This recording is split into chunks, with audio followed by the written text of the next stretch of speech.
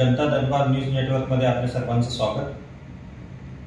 जनता भेट या सदराखाली आपण मान्यवरांच्या या ठिकाणी मुलाखत घेणार आहोत। याचाच एक भाग म्हणून अखंड महाराष्ट्रात सुपरिचित असलेले निलेश भगवान सांबरे, जिजाऊ शैक्षणिक व सामाजिक संघटनेचे संस्थापक अध्यक्ष आपल्यासोबत आहेत। नावाप्रमाणेच यांचं कार्य आहे, खूप सारं कार्य अखंड यांच्या वतीने करण्यात येतं। आपण त्यांच्याकडून जाणून घेऊया त्यांचा जीवन प्रवास। नमस्कार। प्रथमतः मी आपले संपादक सुनीलजी केदारे व कांबळे साहेब यांचं दोघांचंही अभिनंदन करतो। खूप चांगल्या प्रकारे त्यांनी नावही ठेवलेले आणि कामही चांगल्या प्रकारे करतील, कारण गेले अनेक वर्ष आम्ही आपल्याला पाहतोय का आपण कोणाची भीडभाड न ठेवता सत्य समाजासमोर मांडत असता। त्यामुळे खूप खूप अभिनंदन। आपला जीवन प्रवास या ठिकाणी थोडक्यात सांगा ना, कशा प्रकारे आपण ह्या सामाजिक कार्याची आपल्याला कशा प्रकारे आवड निर्माण झाली आणि कशा प्रकारे आपण कुठून सुरुवात केली? मी एक विक्रमगड तालुक्यातले एक छोटंसं गाव आहे झडपोली। या गावामध्ये जन्माला आलो। वडील एसटी मध्ये कंडक्टर होते, आई शेती करायची। गरिबी 5वीला पुंजलीत होती। तर आज आपण बघताय जो कंडक्टरचा पगार, एसटी वाल्यांचा पगार तितकंच तुटपुंज वेतन असायचं। शेतीत काय मिळते आपण सर्वजण बघतोय का भात शेती, एकच शेती केली जायची। उन्हाळ्यामध्ये 12 हरभरा पेरला जायचा, पण पुरेसे ते नाही व्हायचं। 5 जणांचं कुटुंब सुखदुःखाला समाजामध्ये फिरायला जात असताना लहानपणापासून ठरवलं होतं की जन्माला आलो तर काहीतरी आपण बनलो पाहिजे। त्यानंतर 10वी नंतर मी 11वीला भिवंडीला कॉलेजला यायला लागलो, BNN कॉलेजला। तेव्हा लक्षात आलं का भिवंडी खूप मोठी आहे, सोन्याचा अंडा तिथे कोंबडी होती, घरोघरी लूम्स होत्या, प्रचंड श्रीमंत शहर होतं भिवंडी। त्यावेळेस मनाशी वाटायचं कधीतरी भिवंडीची मुलंही आपल्याकडे शिकली पाहिजे। 2000 त्याच्यानंतर ग्रॅज्युएशन झालं, व्यवसाय चालू केला मी 10वी पासून। छोटे छोटे व्यवसाय करत असताना कन्स्ट्रक्शनचे व्यवसाय 2000 दरम्यान आलो, 2001च्या दरम्यान व्यवसाय करत आल्यानंतर एका स्टेजला पैसे पुरेसे झाल्यानंतर आपण ठरवलं की इथे ठाण्यामध्ये मी राहायला आलो 2004-05ला, का सिंगानिया स्कूल बघितली। त्या ऍडमिशनसाठी, प्रवेशासाठी किती मोठमोठ्या लोकांची पोरं येतात किंवा फोन लावायला लागतात। या दोन्ही जिल्ह्यातल्या श्रीमंत लोकांची पोरं फक्त त्या शाळेत शिकतात। हे सर्व वास्तव परिस्थिती बघितल्यानंतर मराठा सेवा संघ, संभाजी ब्रिगेड याच्यातून प्रेरणा मिळत गेली।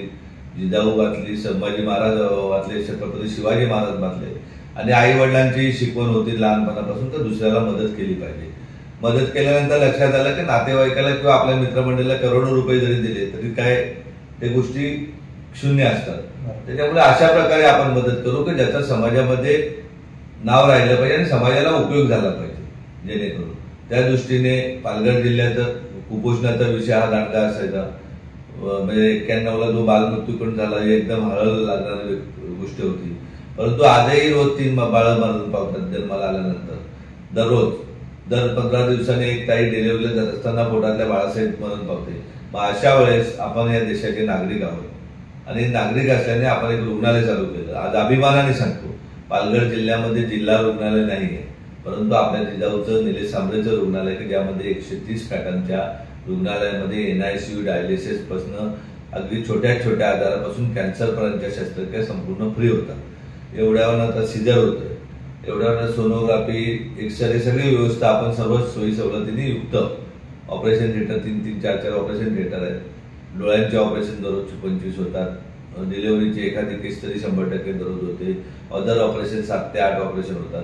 तर आपल्याला आपल्या समाजातील लोकांना वाचलं पाहिजे। जात, पात, धर्म, पक्ष या पलीकडे काहीतरी काम केलं पाहिजे। छत्रपती शिवाजी महाराजांनी जी शिकवणूक दिली, जिजाऊने दिली, त्या दृष्टीने संस्था काम करते आणि अन्याय करणाऱ्यापेक्षा अन्याय सहन करणारा ही दोषी असतो। या 2 ओळीवर बाबासाहेबांच्या जिजाऊ चालते, निलेश सांबरे चालतो। त्या दृष्टीने मोखाड्यामध्ये 3 CBSE स्कूल सुरू केलेले आहेत। एक लायब्ररी आहे, 5वी ते 10वी फ्री क्लासेस आहेत, पोलीस अकॅडमी आहे। जव्हारमध्ये 2 CBSE स्कूल आहेत, एक लायब्ररी, एक पोलीस अकॅडमी आहे, 5वी ते 10वी क्लासेस आहेत। विक्रमगडमध्ये आहेत, शहापूरमध्ये एक CBSE स्कूल आहे, भिवंडीमध्ये एक CBSE स्कूल आहे। का कोकणच्या प्रत्येक तालुक्यामध्ये गरिबांच्या मुलांनाही शिकण्याचा अधिकार आहे।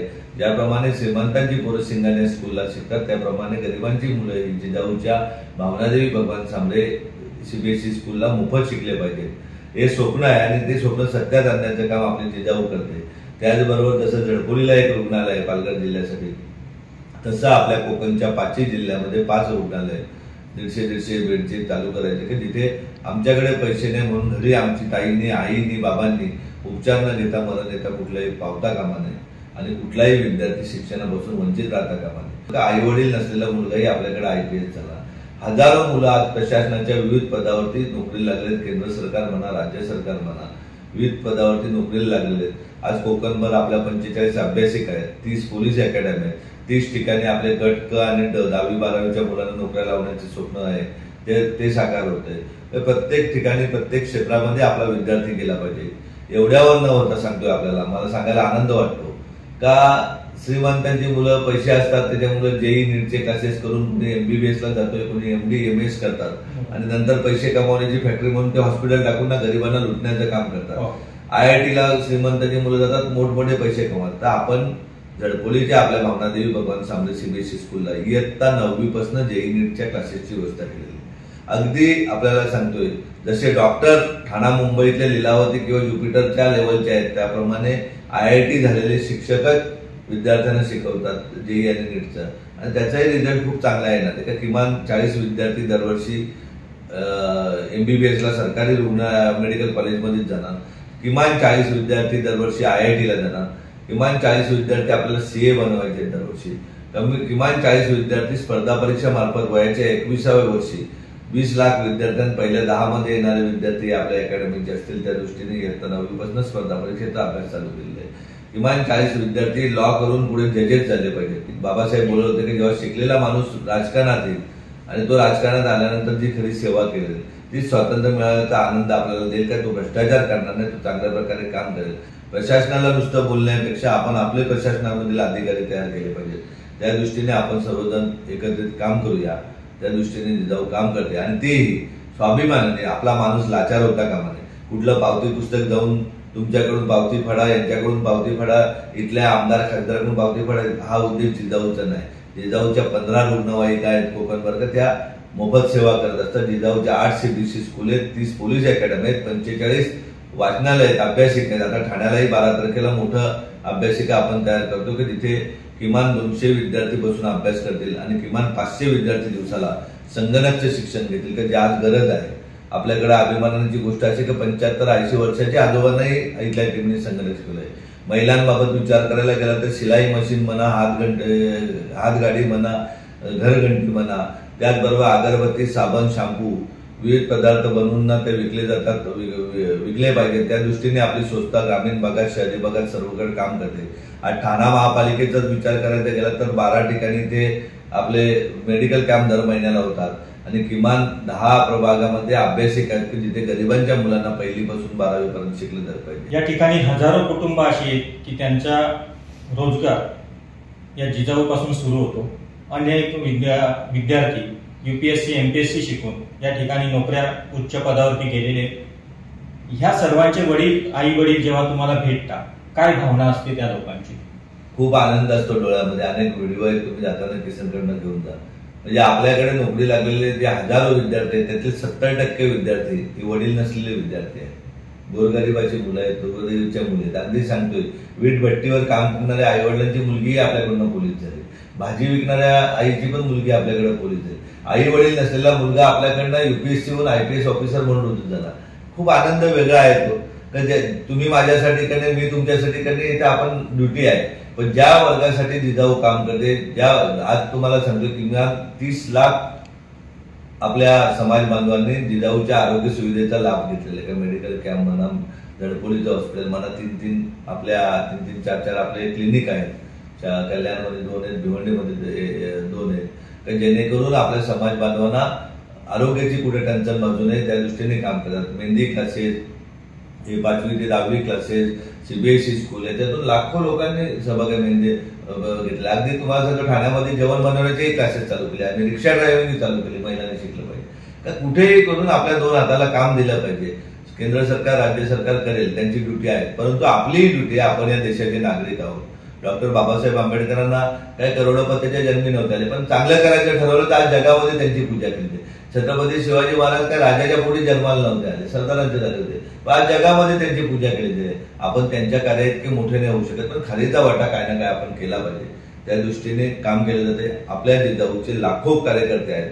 प्रत्येक कार्यकर्ता हा स्वतःच्या कुटुंबाला सांभाळणार आहे, आईवडिलांना सांभाळणार आहे, बहिणींची इज्जत करणार आहे. असेच कार्यकर्ते जिजाऊमध्ये जन्माला आलेले आहेत आणि असंच कार्य पुढे चालू राहील. कोकणच्या शेवटच्या गावापर्यंत, सावंतवाडीपर्यंत आपले अभ्यासिका आहेत, परंतु इतरही उपक्रम सगळे पोहोचतील याची मला खात्री आहे. गाव तिथे शाखा या दृष्टीने जवळजवळ 3000 गावामध्ये आपल्या जिजाऊच्या शाखा आहेत का, जेणेकरून त्या गावात आरोग्याची समस्या, शिक्षणाची समस्या, स्वच्छतेची समस्या, इतर कुठलीही समस्या आली तर तिथल्या लेवललाच सुटली पाहिजे. कुठं आढळलं तर पुढे तालुकावाले, जिल्हावाले, त्या दृष्टीने शाखांची जात पात धर्म हे सगळं विसरून उभारणी करण्यात आलेली आहे. अनेक क्षेत्रामध्ये सामाजिक कार्य करत असताना देखील, एवढं प्रचंड काम असताना देखील आपल्याबाबत काही आरोप प्रत्यारोप मागच्या काळामध्ये झाले, त्याच्याने वेदना निर्माण होतात मनामध्ये? नाही, जे आरोप सत्य असतील ते जर झाले असते तर मग वेदना निर्माण झाल्या असतात. जे खरंच नाही त्याच्याबद्दल काय वेदना वाटायच्या. आणि समाज काही दुधखुळा नाही, समाजाला सर्व समजतं. जेव्हा आरोप झाले त्याच्यानंतर मला सर्वच पक्षाच्या, आपल्या जिल्ह्यातील नाही तर महाराष्ट्रातील नेत्यांचे फोन आले का असं काय यांनी केलं, काय यांना समजत नाही. आणि वस्तुस्थिती काय होती का, वाडा भिवंडी रस्ता, मनोरवाडा भिवंडी रस्ता हा 2010 पासून वादग्रस्त आहे, परंतु पहिल्यांदा या रस्त्याची डागडुजी व्यवस्थित झालेली आहे. असं असताना एलिगेशन, आणि या रस्त्यावरती 50 कॉन्ट्रॅक्टर झालेले आहेत असताना फक्त जिजाऊला टार्गेट केल्याने ज्यांनी करायला लावलं होतं, प्रस्थापित भिवंडीतले नेते असतील त्यांच्यावर तो उलटा बॉल आलेला आहे अंगावरती. तर समाजाला माहिती काही यांना त्रास देण्यासाठी केले, कुठेतरी झुकवण्यासाठी केलेले आहे, त्यामुळे केलेले. पण मला त्याचं काही दुःख वाटलं नाही. का आपण काय गोडाऊन मधून हप्त्यावरती जगत नाही, आपण भंगारवाल्याकडनं पैसे घेत नाही, आपण काय 10 लाखाच्या कामाचे 50,000 रुपये घेत नाही. हरामाचे पैशाची आपल्याला सवय आहे, आपल्या गरजा कमी मर्यादित आहेत, खर्च मर्यादित आहे. त्यामुळे कधीही आपल्याला काय अशा गोष्टीची गरज नाही का समाजाला फसवून दुसऱ्याकडे सामाजिक काम दाखवायचं. ज्यांना कुणाला असं वाटतंय त्यांनी कधीतरी झडपोलीला येऊन पाहावं. का ज्या गावामध्ये मी सरपंचही होऊ शकत नाही त्या गावामध्ये 130 खाटाचं रुग्णालय, जे अगदी ज्युपिटर किंवा लीलावती लेवलचं रुग्णालय, तिथे सगळ्याच प्रकारचे डॉक्टर आहेत. एमडी फिजिशियन आहे, एमडी गायनायक आहे, एमडी पिडियाट्रिशियन आहे, सर्वच प्रकारचे MS आहेत डॉक्टर, तज्ञ डॉक्टर आहेत. तिथे त्या कॅम्पसमध्ये एक लायब्ररी आहे, एक क्लासेस चालतात. तिथे महाराष्ट्रातल्या सर्वच जिल्ह्याची मुलं आहेत. अगदी आपल्याकडे बघायचं गेलं तर चंद्रपूरची मुलं आहेत, नागपूरची मुलं आहेत, सोलापूरमधले अनेक मुलं आहेत, साताऱ्यातले, सांगलीतले, कोल्हापूरचे, सिंधुदुर्गातले, रत्नागिरी, रायगडचे, नाशिकचे, असा कुठला जिल्हा नाही की जिथले विद्यार्थी आपल्याकडे शिक्षण घेत नाही. त्याच कॅम्पसमध्ये जेई नीटचा मगाशी सांगितलं तुम्हाला की इयत्ता 9वी पासूनच आपल्याला आपल्या मुलांना जेई किंवा नीट जे करायचे त्याचं प्रशिक्षण दिलं जातं. त्याच कॅम्पसमध्ये CBSE स्कूल आहे, त्याच कॅम्पसमध्ये अंधमतीमध्ये स्कूल आहे. ज्या माणसाला इतकं जी संस्था काम करते की जितका जो व्यक्ती काम करतो त्याला अशा हरामाचे बिनकाम करता पैसे किंवा खड्ड्याचे पैसे खायची गरज नाही. ज्यांना गरज आहे ते शेण पण खातात समाजामध्ये. जिथे दिसेल तिथे पैसे वाट मारायचे, कधी सकाळी संध्याकाळी पैसे नाही तो झोपत नाही. तशातले जिजाऊ नाही, निलेश सांबळे नाही. जिजाऊच्या नावाप्रमाणे निलेश सांबळे हा आयुष्यभर स्वाभिमानी म्हणून राहील. जो समाजामध्ये चांगलं काम करेल त्याच्यावर आरोप होणारच आहे. ते गृहीत धरूनच आपली संस्था काम करते. मी काम करतोय, मला माहिती आहे का मी माझ्या मेहनतीच्या पैशातून हे काम करतोय. त्याच्यामुळे असे कोणी आरोप करतील तर त्याच्यावर काही विश्वास नाही. आपण चॅनल मार्फत तो रस्ता पाहू शकता. त्या रस्त्याची परिस्थिती 10 वर्षापेक्षा आज 100% चांगली परिस्थिती आहे. ज्या रस्त्याला 1800 ते 2000 कोटी शासनाने त्यांनी अपेक्षित आहे ते उद्या 20-30 कोटी रुपये देऊन तो रस्ता व्यवस्थित नाही होणार. आभाळ पडलेलं आहे. आम्ही कधी कुठं काम केलं नाही आणि कुठं करणार. एवढे दिवस आपण निलेश सांबळे सामाजिक संघटनेचं काम करता, त्याच्यातून आपण कॉन्ट्रॅक्ट देखील घेता.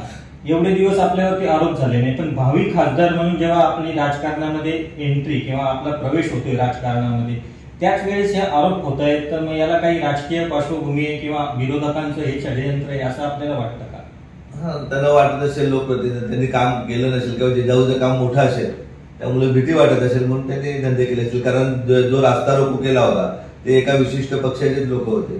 त्याच पक्षाच्या लोकांना प्रश्न विचारायला लावला बिचारांना, त्यांना काय माहिती नव्हतं. त्याच पक्षाचे आदरणीय मंत्री महोदयांना उत्तर द्यायला लावलं, त्यांना पण विचारांना कल्पना नव्हती का अशा प्रकारे काय आहे. असं अचानक घडलेलं हे षडयंत्र होतं. कारण कुडूस विभागामध्ये एक लोकप्रतिनिधींनी शनिवारी मिटिंग घेतली होती. त्या मिटिंगला फक्त 25 लोक आली होती. शासनाचे अधिकारी 200 होते. त्यावेळेस त्यांना दिसलं की इकडे आता लोक आपल्या पूर्ण विरोधात आहेत, मग कुठेतरी बदनाम करायचं, निलेश सांबळेला बदनाम करायचं, त्या दृष्टीने हा विषय होता. अशा त्यांनी केसेसही करायला लावले अनेक वेळा. कारण तसं नाही बळलं तर बळाचा वापर करायचा, खोट्या केसेस करायच्या आणि पूर्ण भिवंडी लोकसभा क्षेत्रात माहिती का केसेस कोण कोणावर कशा प्रकारे साध्या साध्या माणसांवर केसेस केले जातात, साध्या साध्या माणसांना तडीपारीची नोटीस आली जाते, साध्या साध्या माणसांना त्रास दिला जातो. हे सर्व समाज पाहतोय. परंतु हा आपला भारत देश आहे. प्रभू रामाचा आता मंदिराची उभारणी होते, रावणाचा वध होऊ शकतो, तर तुम्ही आम्ही काय आहेत? निलेश सांबरेंकडे या लोकसभा मतदारसंघातील भावी खासदार या प्रकारे लोक पाहायला लागली. लोकांच्या भावना पूर्ण करून आपण दिल्लीमध्ये जाण्याची काही इच्छा वगैरे आहे? नक्कीच जनाधार लोकांच्या इच्छेला आदर केला जाईल. कारण जर लोकप्रतिनिधी काम करत नसले, आम्ही किती दिवस मागे राहायचं? भिवंडी मुंबईच्या बाजूला असणारा आपला भिवंडी लोकसभा आज परिस्थिती बघितली तर एकच माणूस धनिक होतो, 99 माणसं जर गरीब होत असतील तर आपल्याला समाजाला प्रत्येकाला मोठं करायचंय. त्या दृष्टीने आपल्याला काही गोडाऊन मधून हप्ते नाही घ्यायचे, कुणाच्या ग्रामपंचायतमध्ये जाऊन हस्तक्षेप नाही करायचा, का आपलं पोट नाही का लोकांचं लुटायचं, आपल्या आई वडिलांनी संस्कार नाही दिलेले. त्याच्यामुळे नक्कीच सांगतो का समाजाने सांगितलं तर नक्कीच उभं राहू आणि निवडून येऊ आपण भरघोस मताने. आपला उद्देश आहे की शेवटचा माणूस जेव्हा प्रशासनात उच्च पदावर बसेल तेव्हा आपल्याला स्वातंत्र्याची जाणीव का आज आपला देश स्वतंत्र झाला. नुसता पैसा कमावणे आणि पैसा खाणे हा जिजाऊचा उद्देश नाही, निलेश सांबरेचा उद्देश नाही.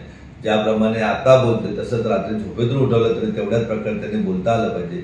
आणि समाजाबद्दल प्रेम हे दाखवण्यासाठी नाही तर बेबेच्या देठ्यापासून आहे हे समाजाने सांगितलं पाहिजे, समाजाने जाणलं पाहिजे. त्या दृष्टीने जिजाऊ काम करतोय. आपल्या लवकरच सुरू होणाऱ्या जनता दरबार या चॅनेलला माझ्याकडून, संपूर्ण जिजाऊ परिवाराकडून, कोकणच्या सर्व समाज बांधवांकडून खूप खूप शुभेच्छा. जय हिंद, जय महाराष्ट्र. हे होते निलेश सांबरे, जिजाऊ शैक्षणिक सामाजिक संघटनेचे संस्थापक अध्यक्ष. आज या संपूर्ण महाराष्ट्रामध्ये कार्य करत असताना त्यांना देखील लोकप्रतिनिधी होऊन लोकसभेवर जाऊन या ठिकाणी जनतेची सेवा करायची आणि त्या दृष्टीने त्यांची हालचाली सुरू आहे. आपण जनता दरबार न्यूज नेटवर्क तर्फे त्यांना भावी वाटचालीसाठी शुभेच्छा देऊ व आपल्या न्यूज चॅनलवरती सविस्तर मुलाखत दिल्याबद्दल आपले आभार. नमस्कार.